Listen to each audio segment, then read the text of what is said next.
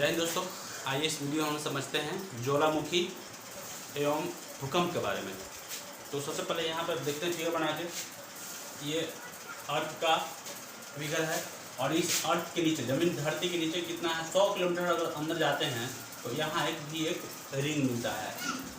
ये द्रव्य रिंग है, द्रव लिक्विड टाइप पर चारों तरफ है। यहाँ पे इसकी जो भी गहराई है लगभग 100 किलोमीटर और इस 100 किलोमीटर के नीचे ये जो हलचल होती है वो सब से ही भूकंप आता है और वहीं से जो फटके निकलती है, जो लावा मैग्मा निकलता है उसे, और जो ज्वालामुखी कहलाता है। पहाड़ वगैरह भी इसी से बनता है। ठीक है, तीनों चीज़ आइए देखते हैं। पहला जो इसका ठिकाने है ऊपर जाएगा और एक नीचे आएगा। तो ये दिए थे, इस फॉर्मूला को दिए थे बेगना साहब ने दिए थे, ये थ्योरी कौन दिए थे, बेगना साहब ने दिए थे। और बेगना साहब ने बताए थे कि यदि ऊपर और नीचे हो रहा है फर्स्ट करो तो इसे रूपांतरण चरण बोला जाता है। रूपांतरण, जिससे क्या आता है, ये रूपांतरण की वजह से ही भूकंप आता है। भूकंप किसके वजह से आता है? रूपांतरण की वजह से आता है। दूसरा है ये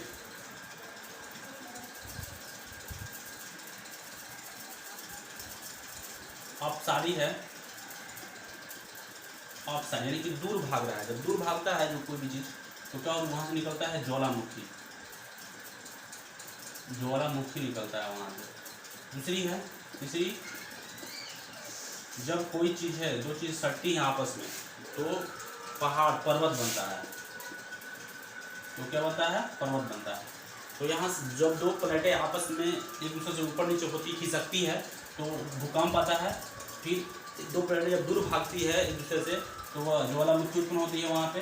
और जब दो प्लेटें एक टकराती है आपस में तो वहाँ पे पर्वत हो उठता है। ठीक है, तो आई होप आप लोग ये समझ गए होंगे। आइए देखते हैं ये भूकंप के बारे में।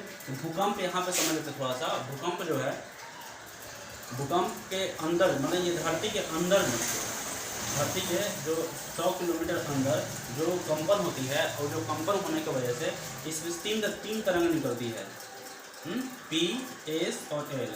जो पी तरंगें निकलती है ये बहुत तेज गति से चलती है, लेकिन ये केंद्र की तरफ चली जाती है, केंद्र की तरफ नीचे की तरफ चली जाती है, जिसकी वजह से ज़्यादा नुकसान नहीं पहुँचाती है। और जो एस तरंगे है, एस तरंग भी पहुँच जाती है, लेकिन एस तरंग जो है ये कभी भी यहाँ पर ये भी यहाँ केंद्र तक पहुँचती है और ऊपर आते आते, यानी कि ये दोनों तरंगे जो है ना, ये दोनों तरंगे कभी भी उतना हानि नहीं पहुँचाती है। लेकिन है जो एल तरंगे है, जिसको HD लव ने खोज किया था, और ये लव तरंग भी इसको कभी कभी कहा जाता है क्योंकि लव ने इसको खोज किया था इसलिए। तो लव जो तरंगे है ये इसका स्पीड लगभग 1.5 से 3 मीटर तक होती है और ये सतही तरंगे है और ये तीनों में घूमता है, द्रव में और कठोर में और ये गैस में, तीनों तरह से ये चल सकती है। इसीलिए ये जो है सतह पर आकर के ये तबाही तहलका मचा देती है।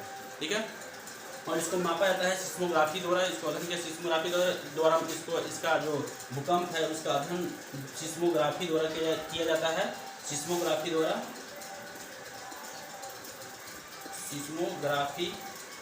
इसको अध्ययन किया जाता है। और दूसरा है इसका जो स्पीड होता है कि कितना स्पीड से रिएक्टर स्पीड से ये चलता है, उसका रिएक्टर में मापा जाता है, रिएक्टर में मापा जाता है इसको। ठीक है, तो यहाँ पे जो एल तरंगे है वो घातक काफ़ी तरंगे होती है, वही तहस नहस पहुँचाती है। चलिए, तो ये समझ गए होंगे। अब आइए देखते हैं हम लोग ज्वालामुखी के बारे में।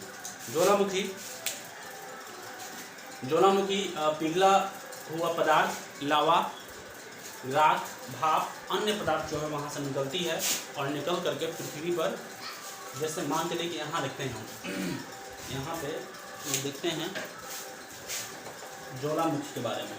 ठीक है, ज्वालामुखी के बारे में हम लोग देख लेते हैं।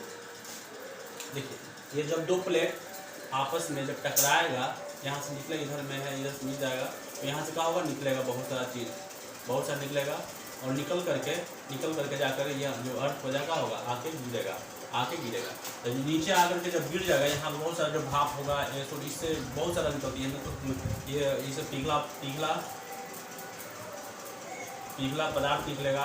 फिर उसके बाद जो है लावा निकलेगा, राख निकलेगा, और ये SO2 गैस भी निकलता है इससे, और वाष्प निकलता है।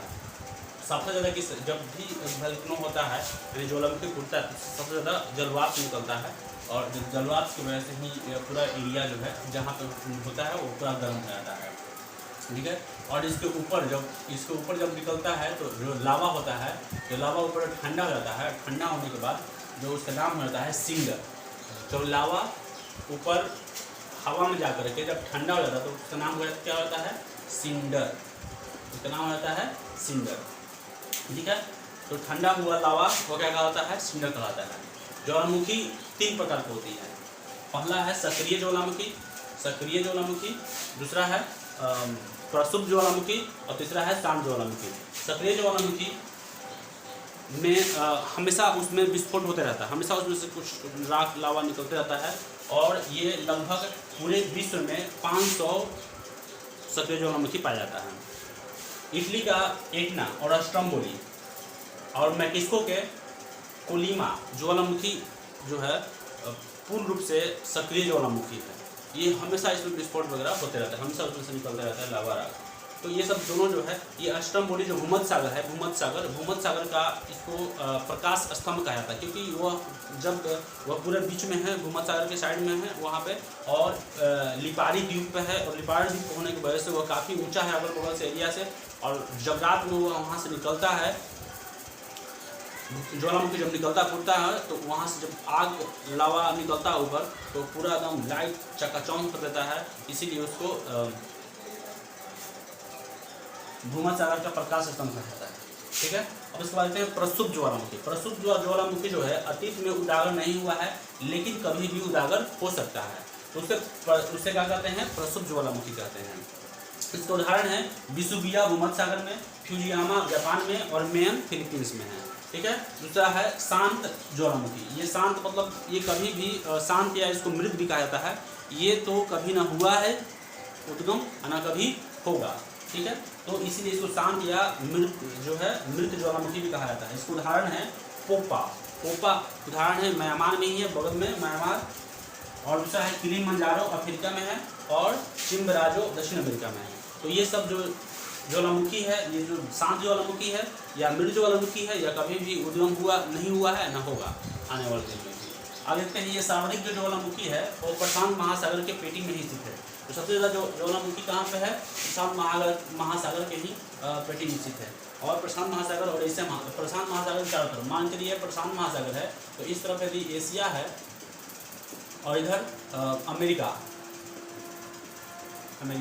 तो एशिया और अमेरिका के बीच में ही एशिया और अमेरिका चारों तरफ जो है प्लेट है, चारों तरफ इसका प्लेट है, और इस प्लेट में ही सबसे ज़्यादा एशिया और अमेरिका में ज्वालामुखी का जो है देखा गया है, ठीक है। एशिया और अमेरिका में ही सबसे ज़्यादा ज्वालामुखी देखा गया है, ठीक है। और इसको जो होने की वजह से ये इसका जो अंदर जो ये इसको जो रिंग है, इसको क्या कहा जाता है, fire rings of the Pacific कहा जाता है, माने अगिन वलय कहा जाता है। इसको क्या कहा जाता है, अगिन वलय कहा जाता है इसको, क्योंकि चारों तरफ इसका आग का घेरा है ना, क्योंकि ज्वालामुखी में बहुत सारा आग होती है, इसे अगिन वलय कहा जाता है। सबसे अधिक ज्वालामुखी अमेरिका एवं एशिया में, ये तो अमेरिका एवं एशिया में पाया जाता है, क्योंकि ये चारों तरफ दोनों तरफ जो प्रशांत महासागर के इस तरफ एशिया है और इस तरफ अमेरिका है, इसीलिए इसको सबसे ज़्यादा ज्वालामुखी पाया जाता है। और नीचे ऑस्ट्रेलिया यहाँ पर है, ऑस्ट्रेलिया, तो ऑस्ट्रेलिया में कोई भी ज्वालामुखी नहीं पाया जाता है। अगले तक ग्लेशियर, ज्वालामुखी तथा वाष्प अधिक ऊंचाई पर निकलता है। ज्वालामुखी जब वाष्प अधिक मात्रा में निकलता है तो वह क्या कहलाता है, ग्लेशियर कहलाता है। और अमेरिका के एक जगह है, एक पार्क है जिसका नाम है येलोस्टोन, वहाँ पे ये ग्लेशियर ज्वालामुखी है, इसका नाम है ओल्ड फेथफुल ग्लेशियर। वहाँ से हल्का हल्का हर 1 मिनट पर वहाँ से जल और वाष्प वहाँ से निकलता है, और निकलने के बाद बहुत ऊंचाई जाता है, ठीक है। वह जो येलोस्टोन पार्क है वहाँ पे लोग अच्छी तरह से घूमने जाते हैं और उसको देखते हैं, ज़्यादा नुकसान वगैरह नहीं पहुँचाता, इसीलिए पार्क में उसको बनाया गया है, पार्क बना दिया गया है। आइए देखते हैं धुआंरे गैस, जो धुआंरे है, धुआंरे से भी गैस और जलवाष्प निकलता है, और जब गैस और जलवाष्प निकलता है तो पूरे ऊपरी हिस्सा में जो है धुआं टाइप हो जाता है, इसलिए इसका नाम धुआंरे और रख दिया गया है। ये मेनली USA के अलास्का में पाया जाता है, और ईरान के कोह सुल्तान में, और न्यूजीलैंड के व्हाइट द्वीप पर पाया जाता है। ठीक है, सबसे अधिक जो है सर्वाधिक सक्रिय ज्वालामुखी है वो कौन सा है, तो कोटोपैक्सी है। ये बहुत बार क्वेश्चन पूछ चुका है कि सबसे सर्वाधिक सक्रिय ज्वालामुखी कौन है, तो कोटोपैक्सी है। इसका ये किस देश में है कोटोपैक्सी, तो इक्वाडोर में है। और रेलवे में भी कई बार क्वेश्चन पूछा हुआ है ये। और उसके बाद ये इसका जो ऊंचाई कितनी है, तो 19,613 मीटर। उसके बाद है ओजस डेल सलाडो, ये सक्रिय ज्वालामुखी है। ये अर्जेंटीना के है और चिली सीमा पर एंडीज पर्वत पर स्थित है। एंडीज पर्वत से अर्जेंटीना और चिली जो सीमा है उस पर एंडीज पर्वत पर स्थित है। मतलब जो उत्तरी अमेरिका और दक्षिणी अमेरिका, या उत्तरी अमेरिका में, दक्षिणी अमेरिका में एक जगह है जहाँ से ये पूरा एकदम एंडीज पर्वत है, और वहाँ पे किलिमंजारो है, वहीं पे इसका दोनों का बॉर्डर पर ही स्थित है, सीमा पर ही स्थित है। तो ये ओजस डेल सलाडो सक्रिय ज्वालामुखी है।